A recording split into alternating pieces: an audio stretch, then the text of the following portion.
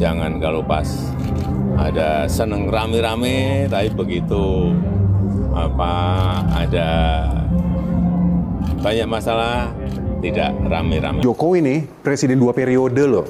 Yang dulu dia lulu ini disebut Bapak Infrastruktur, ya kan? Disorot terus tiap proyek baru dibuka nih. Dan sekarang kok kayak nggak ada yang ngebelain ya?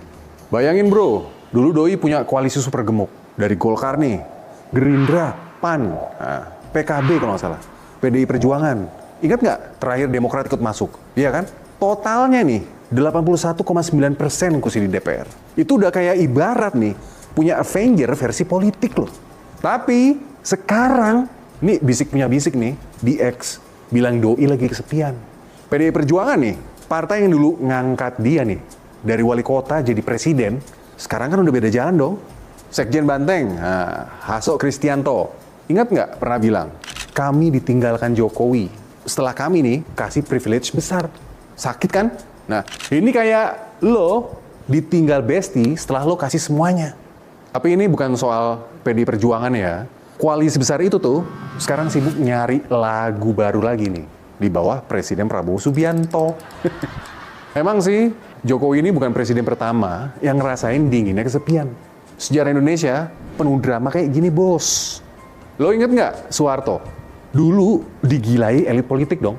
Tapi pas masuk krisis 98, sekutunya kabur. Kayak tikus ninggalin kapal yang tenggelam bro. Atau SBY deh, yang di akhir masa-masa jabatannya nih, mulai kehilangan kilau dong. Karena apa? Isu korupsi di lingkaran dekatnya. Ingat kan lo? Katakan tidak pada korupsi. Kayaknya ada pola ya. Presiden kita tuh sering disayang di awal tapi ditinggal pas akhirnya. Kenapa ya? Ya karena politik itu nih, itu mirip tongkrongan ternyata. Selama lo traktir, semua nongkrong. Tapi pas kantong lo kosong, mereka ngilang duluan bos. Nah tapi Jokowi nih, ini level drama yang beda bro. Doi nggak cuma ditinggal, Doi juga apa? Dibenci sama sebagian sekutu lamanya lo ini. Nah, Banteng yang dulu gendong Jokowi, sekarang mandangnya apa? Kayak mandang mantan yang bikin hati perih. Dan yang bikin seru nih, ini bukan cuma soal politik, ini soal emosi bro. Di situ kan ada pengkhianatan, ada ambisi juga nih, dan ada harga yang harus dibayar. Padahal Jokowi nggak cuma presiden, Doi kepala dari ya semacam apa ya, dinasti politik baru lah. Gibran naik jadi wapres. Ada relawannya dong, ada loyalisnya. Bahkan beberapa elit partai nih yang dulu kayaknya deket banget. Tapi sekarang coba, yang tadinya ini katanya orangnya Jokowi, mulai buka pintu bro ke presiden baru. Yang tadinya relawan, pecah kongsi. Yang tadinya solid, sekarang kayak apa? Air di gelas yang pecah, nyiprat kemana-mana. Bahkan partai yang dekat dengannya nih, ya lo bisa bilang Golkar lah, atau PAN nih, ya kan? Lebih dulu ke presiden terpilih ketimbang presiden lama. Jadi Jokowi itu tetap punya akses, tapi udah kehilangan pengaruh langsung bos. Dan kalau Banteng, wah hubungan mereka nih udah kayak mantan yang nggak bisa move on. Masih saling lihat nih, tapi udah beda jalan. Banyak yang bilang Jokowi mengundang kesepian. Ini karena obsesinya bangun dinasti politik. Coba deh, lo pikirin deh. Nih Gibran, anak sulungnya Jokowi, jadi wapres terpilih bareng Pak Prabowo. Bobi Nasution, menantunya, melaju aja udah di Pilgub Sumut. Dan Kaesang, anak bungsunya nih, tiba-tiba jadi ketum PSI. Dalam waktu 2 hari bro, setelah gabung partai. Ini 2 hari bos, itu kayak lo daftar ke gym nih, besoknya udah jadi pelatih. Tapi langkah ini nggak gratis. Tuduhan dinasti politik nih langsung bermunculan dong. Apalagi setelah apa? Putusan MK yang dipimpin iparnya Jokowi, Anwar Usman. Ada dugaan buka jalan buat Gibran. Dan banyak netizen ngamuk. Aktivis HAM teriakan, Neorba. Dan Banteng, ya mereka merasa dihianatin. Karena Jokowi dukung Prabowo ketimbang Ganjar, kandidat partainya sendiri. Ingat kan? Dan akibatnya, ini Doi kehilangan lebih dari separuh dukungan politiknya. Dari koalisi yang raksasa nih, sekarang Doi apa? kayak jenderal tanpa pasukan loh. Pilpres kemarin nih bagaikan gempa politik yang ubah peta Indo. Prabowo nih, yang dulu saingannya Jokowi dong, sekarang jadi presiden baru dengan Gibran di sisinya. Nah, timnya Prabowo nih kuasai 81% di DPR kursi. Nah, ini angka terbesar sejak reformasi loh ini. Tapi di balik kemenangan ini selalu ada plot twist.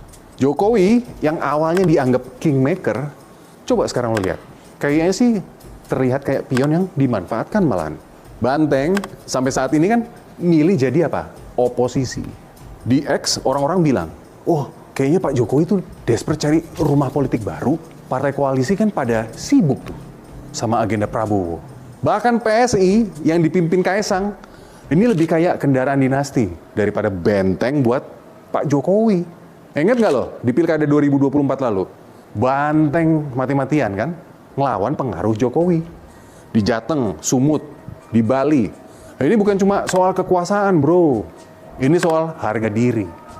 Ini pasca Pilpres 2024 nih, posisi Jokowi berubah dari kingmaker menjadi mantan penguasa yang harus bertransisi. Politik Indo nih pragmatis bro. Nih lo kalau seseorang nggak lagi pegang kuasa langsung, ya kekuatan yang di sekitar lo nih cepat nguap. Nah sekarang nih, kenapa hampir semua partai koalisi diam? Ayo, karena mereka menjaga posisi aman di kabinet baru. Nggak mau mereka berinvestasi emosional pada pemimpin yang udah lewat turun. Banyak juga tapi yang menyimpan luka dari konflik internal atau pengabaian Jokowi terhadap mereka. Jadi buat kita nih, rakyat biasa nih, rakyat kecil biasa, ya ini pengingat.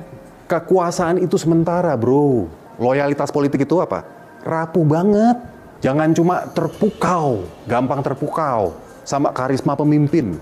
Atau jalan tol yang kinclong. Ingat nih, data. Ya, halo teman-teman, kembali bersama saya di channel ini. Salam inspirasi, salam NKRI harga mati. Ya, bersama saya di channel NES 2045 yang membahas seputar politik, pendidikan, dan juga budaya. Menarik sekali penyampaian dari cuplikan video sebelumnya, ya soal Pak Jokowi yang ditinggal sendirian. Ya tentu kalau kita berbicara soal Pak Jokowi ya setiap hari dibahas juga di media.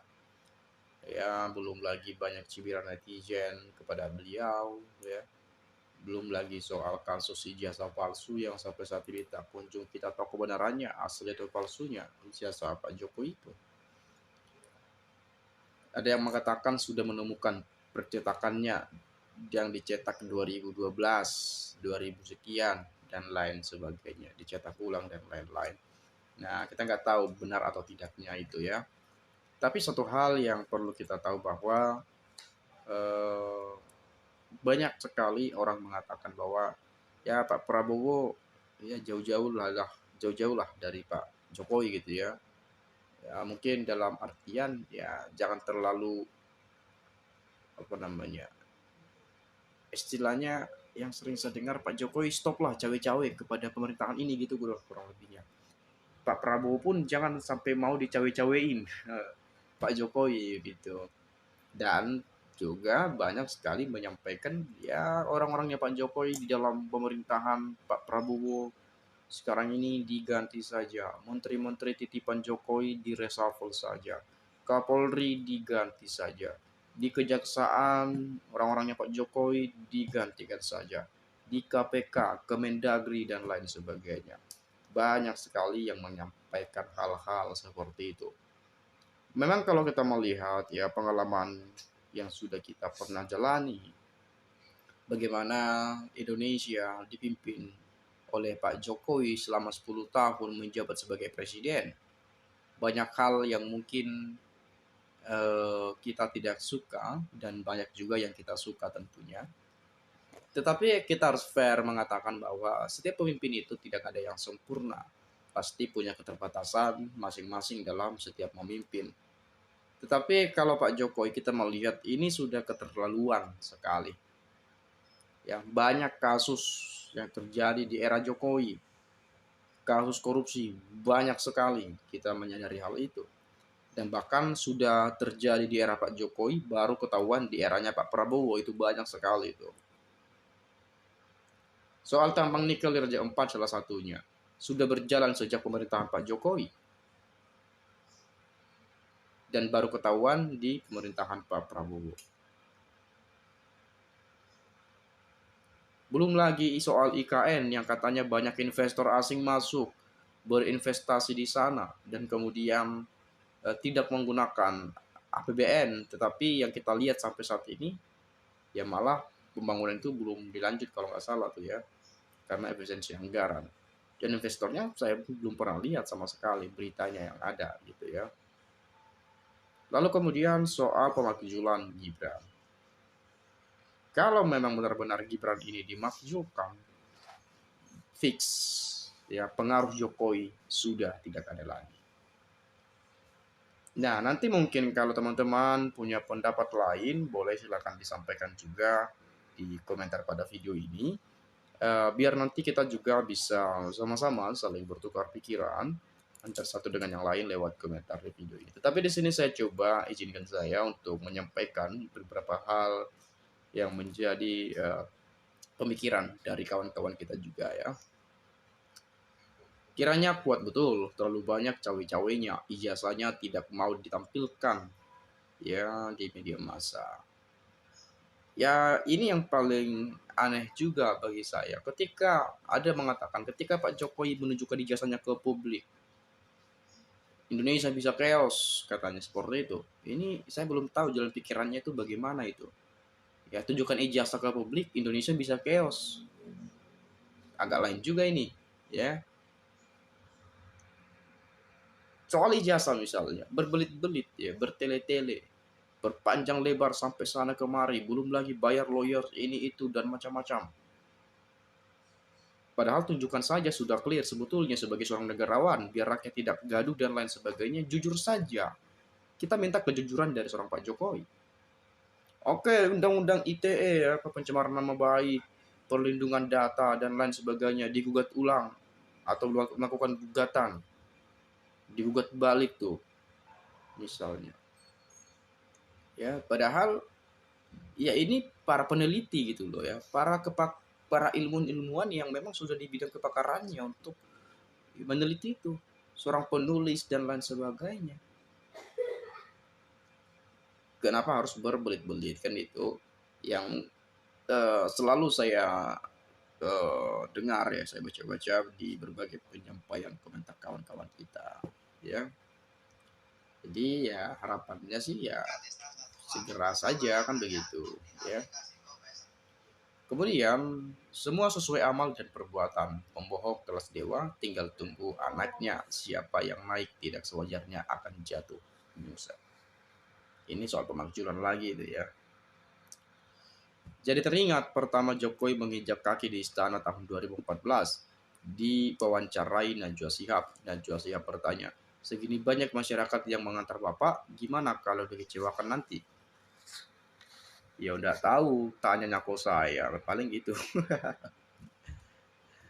Bapak Jokowi adalah Presiden RI ke-7, 2 periode, dedikasi dan prestasi kerjanya yang bermanfaat untuk kepentingan bangsa dan negara.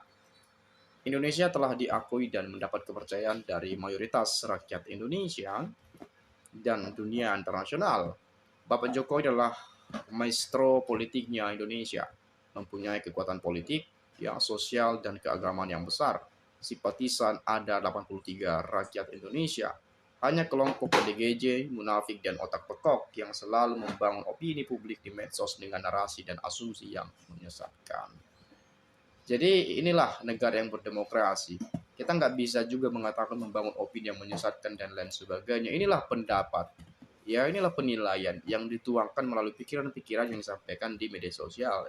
Bagi saya sih itu sah-sah saja. Ya, nanti kalau teman-teman punya pandangan berbeda juga, ya silakan disampaikan. Ya, memang ini pro dan kontra juga. Ada yang mendukung, ada yang begini, ada yang begitu. Ya wajar saja. Nama juga manusia. Kita bukan nabi bos, kayak gitu ya.